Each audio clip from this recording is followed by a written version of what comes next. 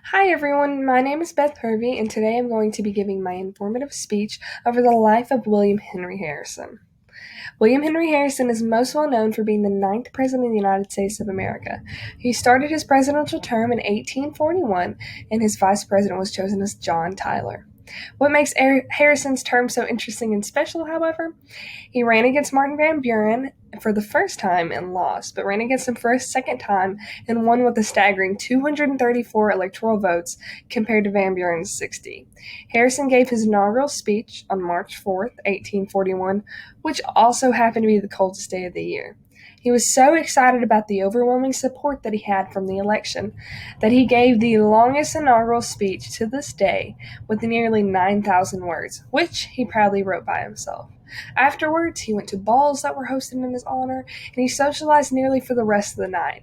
Soon after, however, he became very ill, which scholars lead back to him giving such a long speech on his inaugural day. He died 31 days later on April 4th, 1841, which means that he was only in office for exactly 1 month, the shortest time that a president has ever been in office. Some general information about William Henry Harrison, however, is that he was born on February 9th, 1773 in Charles City County, Virginia. He was actually the last president to be born as a British citizen before the now American people declared themselves independent. He's the youngest of 7 children, and he received a lot of tutoring and outside education all the way up to the age 14. He also attended the Hampton-Sydney College and a boys' academy in Virginia. He always knew that he wanted to be a doctor, and so he started to attend medical school in 1791. But soon after, his father died, and he could no longer afford the tuition. So he dropped out of medical school and joined the Army on August 16th, 1791, at the young age of 18. He was very well known and became a very good soldier, and he moved up in the rank and was promoted to lieutenant very quickly. He gained a lot of fame from very successful battles, including his most famous of the victory of Tippecanoe. These many victories led to his promotion of captain in 1794, which was a very quick advancement for this time period. He then retired on June 1st, 1798. Harrison's family. William Henry Harrison and Symes fell in love soon after they met. However, Anna, her family was not very approving of their relationship, especially her father. He was a new judge in the area and didn't think that William could provide for her, so he said no whenever he asked for her hand in marriage. However, they were so in love that they just had to go and elope whenever he left for business for a couple days. They stayed together and had 10 children together.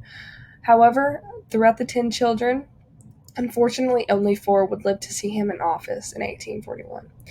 Anna died 23 years after Henry in 1864. Although Harrison is most known for his political presidential role, he held many other political offices and positions prior to being a president.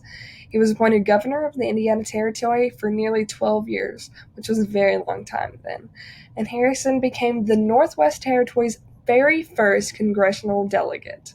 He also held the position of chairman of the Congressional Committee on Public Lands, and he would even travel around to territories for other governors whenever they needed to do business. He would fill in for them and make sure that everything in their territory was going smoothly. Because of these accomplishments, Harrison soon became well known within Congress as the great frontier leader. William Henry Harrison actually has a pretty cool legacy that he inherits and that he leaves behind. His father, named Benjamin Harrison, is a very large political figure in Henry's life, and he was governor of Virginia for 3 terms and even signed the Declaration of Independence. You can see in the top picture his signature is down there at the very bottom. William's grandson, also named after William's father, Benjamin Harrison, was also the 23rd President of the United States. Harrison's campaign was one of the most modern and revolutionary things of this time period. Some of the strategies that we still see today, such as music and songs, merchandise, and an appeal to the people as one of them, and using negative things said against them as a positive and comical advantage.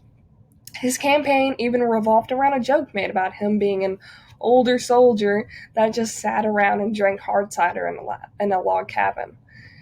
He also created the first campaign slogan of Tippecanoe and Tyler too, which for short they would say tip and tie. You can see in those top two pictures, those are some of his merchandise. You have some cups with his face on it, which you can kind of see. And that bowl you can see right in the middle, it has the log cabin with an American flag flying in it, and then Harrison's face all around it. The next thing that I have is actually the Tippecanoe and Tyler 2 song. You can see some more flyers that they use, which just proves how modern of a campaign it was. But I will play this.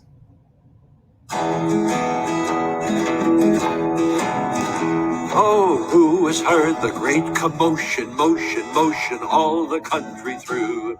It is the ball a-rolling on for Tippecanoe and Tyler too, for Tippecanoe and Tyler too. And with them will beat little Van, Van, Van is a used up man, and with them will beat little Van.